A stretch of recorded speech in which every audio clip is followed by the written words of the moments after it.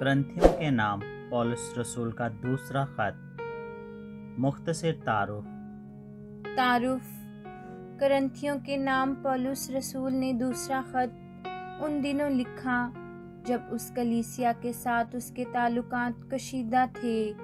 कलीसिया के बाज़ अरकान ने पौलुस के खिलाफ सरीहन एतराज़ किए थे, मगर पौलुस मेल मिलाप की शदीद ख्वाहिश का इजहार करता है और जब ऐसा होगा तो वो बेहद खुश होगा।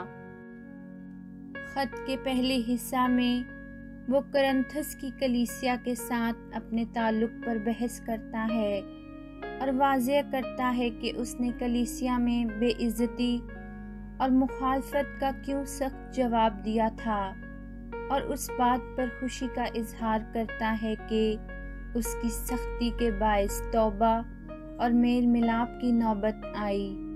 फिर वो कलीसिया से दरख्वास्त करता है कि यहूदिया के हाजतमंद मसीहियों के लिए दिल खोल कर चंदा दें।